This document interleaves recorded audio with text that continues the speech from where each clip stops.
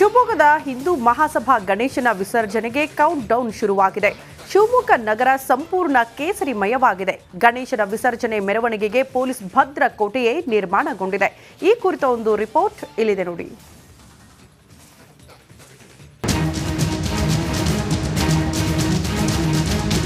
ಹಿಂದೂ ಮಹಾಸಭಾ ಗಣಪತಿ ಇಡೀ ರಾಜ್ಯಾದ್ಯಂತ ಕೂರಿಸೋ ಗಣಪಗಳದ್ದೇ ಒಂದು ಲೆಕ್ಕ ಆದ್ರೆ ಶಿವಮೊಗ್ಗದಲ್ಲಿ ಕೂರಿಸಿ ಹಿಂದೂ ಮಹಾಸಭಾ ಗಣಪತಿಯದ್ದೇ ಮತ್ತೊಂದು ಲೆಕ್ಕವಾಗುತ್ತೆ. ರಾಜ್ಯ ಮಾತ್ರ ಅಲ್ಲ, ಇಡೀ ದೇಶಾದ್ಯಂತ ಸದ್ದು ಮಾಡುತ್ತೆ ಈ ಗಣಪನ ಗತ್ತು ಎಷ್ಟಿರಬೇಡ ಅಂತ ನೀವೇ ಊಹಿಸಿಕೊಳ್ಳಿ. ಹಿಂದೂ ಮಹಾಸಭಾ ಗಣಪನ ಹಬ್ಬಕ್ಕೆ ಕ್ಷಣಗಣನೆ. ಶಿವಮೊಗ್ಗ ನಗರ ಸಂಪೂರ್ಣ ಕೇಸರಿಮಯ. ಶಿವಮೊಗ್ಗದ ಹಿಂದೂ ಮಹಾಸಭಾ ಗಣಪತಿಯ ವಿಸರ್ಜನಾ ಕಾರ್ಯಕ್ರಮಕ್ಕೆ ಇಡೀ ರಾಜ್ಯವೇ ಕಾತುರದಿಂದ ಕಾಯುತ್ತೆ. ಪ್ರತಿ ವರ್ಷ ಸಾವಿರಾರು ಜನ ಈ ಗಣಪನ ವಿಸರ್ಜನಾ ಮೆರವಣಿಗೆಯಲ್ಲಿ ಭಾಗಿಯಾಗ್ತಾರೆ. ಇಂಥ ಅದ್ದೂರಿ ಗಣೇಶೋತ್ಸವಕ್ಕೆ ಇವತ್ತು ಶಿವಮೊಗ್ಗ ಸಾಕ್ಷಿಯಾಗಲಿದೆ.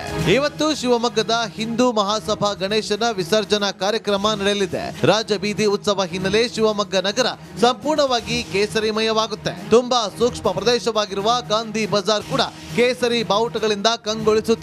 ಗಣಪನ ವಿಸರ್ಜನೆಗೆ ಭರ್ಜರಿ ಸಿದ್ಧತೆ ಮಾಡಿಕೊಳ್ಳಲಾಗಿದೆ. ಗಣೇಶನ ವಿಸರ್ಜನಾ ಮೆರವಣಿಗೆ ಹಿನ್ನೆಲೆ ನಗರದ ಎಲ್ಲಾ ಶಾಲಾ ಕಾಲೇಜುಗಳಿಗೆ ರಜೆ ಘೋಷಣೆ ಮಾಡಲಾಗಿದೆ. ಎಲ್ಲಾ ವ್ಯಾಪಾರ ವಹಿವಾಟು ಬಂದ್ ಆಗಲಿದೆ. ತಡರಾತ್ರಿವರೆಗೂ ನಗರದಲ್ಲಿ ಮೊಳಗೋದು ಡಿಜೆ ಸೌಂಡ್, ಯುವಕರ ಡ್ಯಾನ್ಸ್, ಗಣಪತಿ ಬಪ್ಪ ಮೌರ್ಯ ಅನ್ನೋ ಘೋಷಣೆ.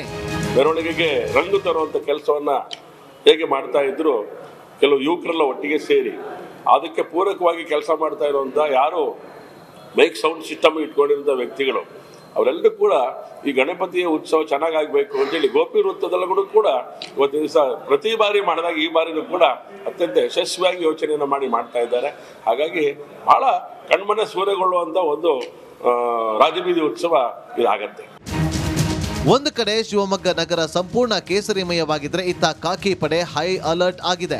ನಾಗಮಂಗಲದಂತಹ ಗಲಭೆ ಶಿವಮೊಗ್ಗದಲ್ಲಿ ನಡೆಯದಂತೆ ಹದ್ದಿನ ಕಣ್ಣಿಟ್ಟಿದೆ. ಯಾವುದೇ ಅಹಿತಕರ ಘಟನೆ ನಡೆಯದಂತೆ ಪೊಲೀಸರು ಕಟ್ಟೆಚ್ಚರ ವಹಿಸಿದ್ದಾರೆ. ಮೆರವಣಿಗೆ ಸಾಗುವ ಕಡೆಯಲ್ಲೆಲ್ಲ ಸಿಸಿ ಕ್ಯಾಮೆರಾ ಅಳವಡಿಸಿದ್ದಾರೆ. ಯಾರು ನ್ಯೂಸೆನ್ಸ್ ಎಲಿಮೆಂಟ್ಸ್ ಇದ್ದಾರೆ ಅವ್ರಿಗೂ ಕೂಡ ಈಗಾಗಲೇ ಎಲ್ಲ ರೀತಿಯ ಕ್ರಮಗಳನ್ನು ನಾವು ತಗೊಂಡಿದ್ದೀವಿ. ಸೊ ಯಾವುದೇ ಇಶ್ಯೂಸ್ ಆಗದಂಗೆ ಮೆರವಣಿಗೆ ಸಾಗಲಿಕ್ಕೆ ಎಲ್ಲ ತಯಾರಿ ಆಗಿದೆ. ಎವ್ರಿ ಇಂಚ್ ಎಲ್ಲೆಲ್ಲಿ ಪ್ರೊಸೆಷನ್ ಹೋಗುತ್ತೆ ಏನು ಅಂತಂದು ಕಂಪ್ಲೀಟ್ ನಾವು CC ಕ್ಯಾಮ್ರಾದಲ್ಲಿ ಕವರೇಜ್ ಮಾಡ್ತಾ ಇರ್ತೀವಿ. ಈ ಅಂಗಡಿ ಮುಂಗಟ್ಟುಗಳಿರ್ತವೆ ಆ ಥರದ್ದು ಅಥವಾ ಮನೆಗಳಿರ್ತವೆ ಅವ್ರಿಗೂ ಕೂಡ ಕನ್ವಿನ್ಸ್ ಮಾಡಿ ನಾವು ಕ್ಯಾಮ್ರಾಸ್ಗಳನ್ನ ಹಾಕ್ಕೊಂಡಿದ್ದೀವಿ. ಸೊ ಸಾಕಷ್ಟು ಕ್ಯಾಮ್ರಾಸ್ ಕೂಡ ನಾವು ಇನ್ಸ್ಟಾಲೇಷನ್ ಮಾಡ್ಕೊಂಡಿರೋದ್ರಿಂದ every inch of the procession ನಾವು ವಿಡಿಯೋ ಕವರೇಜ್ ಮಾಡ್ತೀವಿ. ಅದೇನೇ ಇರಲಿ, ನಾಗಮಂಗಲ ಗಲಭೆಯಿಂದ ಈಗಾಗಲೇ ಕರುನಾಡು ಬೆಚ್ಚಿ ಬಿದ್ದಿದೆ. ಹೀಗಾಗಿ ಯಾವುದೇ ಅಹಿತಕರ ಘಟನೆ ನಡೆಯದಂತೆ ಹಿಂದೂ ಮಹಾಸಭಾ ಗಣಪತಿಯ ವಿಸರ್ಜನೆ ನಡೆದ್ರೆ ಅಷ್ಟೇ ಸಾಕು. ಕ್ಯಾಮರಾ ಪರ್ಸನ್ ಚಿರಾಗ್ ಜೊತೆ ಭೀಮನಾಯಕ್ ಎಸ್, ರಿಪಬ್ಲಿಕ್ ಕನ್ನಡ, ಶಿವಮೊಗ್ಗ.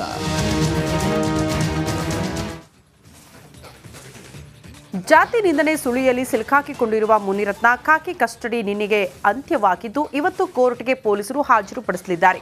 ಈ ಮಧ್ಯೆ ಬಿಜೆಪಿ ಶಾಸಕನನ್ನ ಪುನಃ ಕಸ್ಟಡಿಗೆ ಕೇಳೋದಕ್ಕೆ ಖಾಕಿ ಪ್ಲಾನ್ ಮಾಡಿಕೊಂಡಿದೆಯಂತೆ. ಈ ಕುರಿತ ಒಂದು ವರದಿ ಇಲ್ಲಿದೆ ನೋಡಿ.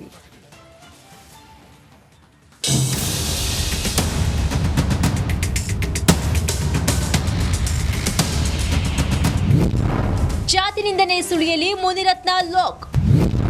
2 ದಿನದ ಖಾಕಿ ಕಸ್ಟಡಿ ಅಂತ್ಯ. ಇಂದು ಕೋರ್ಟ್. ಗುತ್ತಿಗೆದಾರನಿಗೆ ಜಾತಿ ನಿಂದನೆ ಆರೋಪದಲ್ಲಿರುವ ಬಂಧನಕ್ಕೊಳಗಾಗಿರುವ ಶಾಸಕ ಮುನಿರತ್ನ ಪೊಲೀಸ್ ಕಸ್ಟಡಿ ನಿನ್ನೆಗೆ ಅಂತ್ಯವಾಗಿದೆ.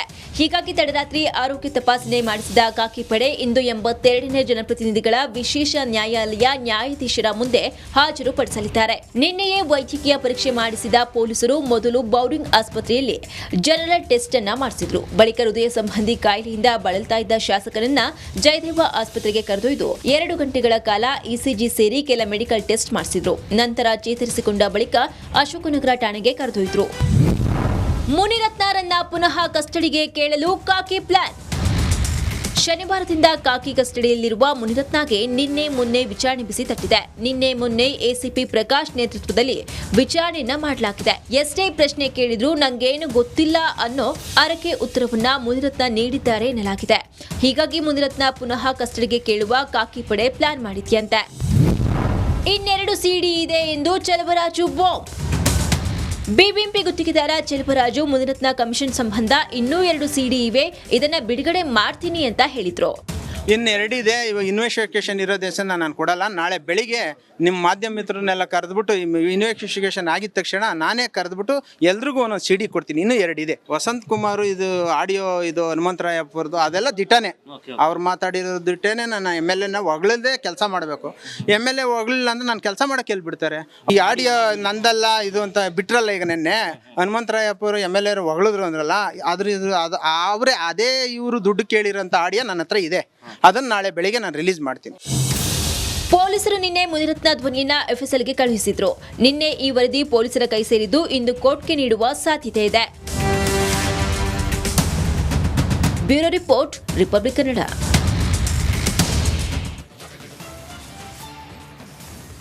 ಮಂಗಳೂರಲ್ಲಿ ಮತ್ತೆ ಧರ್ಮ ದಂಗಲ್ ಶುರುವಾಗ್ಬಿಟ್ಟಿದೆ. ಕಿಡಿಗೇಡಿಗಳ ಆ ಒಂದು ಆಡಿಯೋದಿಂದ ಕರಾವಳಿ ನಿಗಿ ಕೆಂಡವಾಗಿದೆ.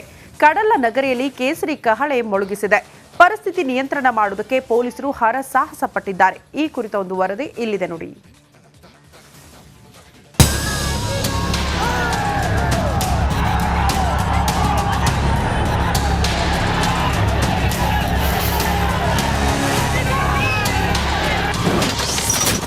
ದೃಶ್ಯ 1. BC ರೋಡ್ನಲ್ಲಿ VHPಯಿಂದ ಕೇಸರಿ ಕಹಳೆ.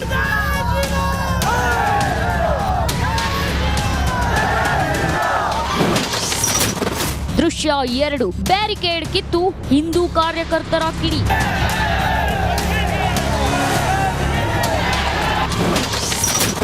ದೃಶ್ಯ 3. ಸವಾಲು ಸ್ವೀಕರಿಸಿ ಬಂದಿದ್ದೇವೆ ಎಂದು VHP ಘೋಷಣೆ.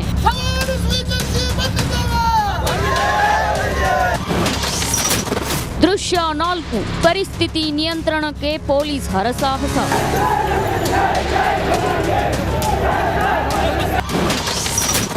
ದೃಶ್ಯ 5. ಈದ್ ಮಿಲಾದ್ ಮೆರವಣಿಗೆಗೆ ಸ್ಥಳ ಬದಲು. ಒಂದೊಂದು ದೃಶ್ಯದಲ್ಲೂ ಆಕ್ರೋಶ. ಕೇಸರಿ ನಾಯಕರ ರೋಷಾವೇಶ. ಕಡಲ ನಗರ ಮಂಗಳೂರಿನ ಬಂಟ್ವಾಳದ ಬಿಸಿ ರೋಡಿನ ಶ್ರೀ ರಕ್ತೇಶ್ವರಿ ದೇವಸ್ಥಾನ ಮುಂಭಾಗ ಹಿಂದೂ ಕಾರ್ಯಕರ್ತರ ದಂಡೇ ಸೇರಿತ್ತು. ಬಂಟ್ವಾಳದಲ್ಲಿ ಬಿಸಿ ಹೆಚ್ಚಿಸಿದ ಆಡಿಯೋ. ಬಂಟ್ವಾಳದಲ್ಲಿ ಈ ಆಕ್ರೋಶಕ್ಕೆ ಕಾರಣ ಅದೊಂದು ಆಡಿಯೋ. ನಾಗಮಂಗಲ ಗಲಭೆ ಬೆನ್ನಲ್ಲೇ ಕೆಲ ಹಿಂದೂ ಕಾರ್ಯಕರ್ತರು ಸವಾಲ್ ಹಾಕಿದ್ರು. ನಮ್ಮ ಏರಿಯಾದಲ್ಲಿ ಅದ್ಹೇಗೆ ಮೆರವಣಿಗೆ ಹೋಗ್ತೀರಾ ಅಂತ ಸವಾಲ್ ಹಾಕಿದ್ರು. ಇದಕ್ಕೆ ಮುಸ್ಲಿಮರು BC ರೋಡ್ನಲ್ಲಿ ನಮ್ಮನ್ನ ತಡೆದು ನೋಡಿ ಅಂತ ಪ್ರತಿ ಸವಾಲ್ ಹಾಕಿದ್ರು. ಇದರಿಂದ ರೊಚ್ಚಿಗೆದ್ದ VHP ಹಿಂದೂ ಕಾರ್ಯಕರ್ತರ ದಂಡಾಗಿ BC ರೋಡ್ಗೆ ಜಮಾಯಿಸಿದ್ರು.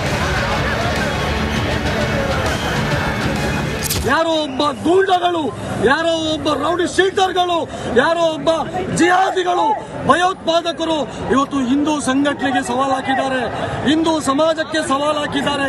ದಕ್ಷಿಣ ಕನ್ನಡ ಜಿಲ್ಲೆ ಇದು ಹಿಂದುತ್ವದ ತವರೂರು. ಇಲ್ಲಿ ನಾವು ಸುಮ್ಮನೆ ಕುತ್ಕೊಳ್ಳುವ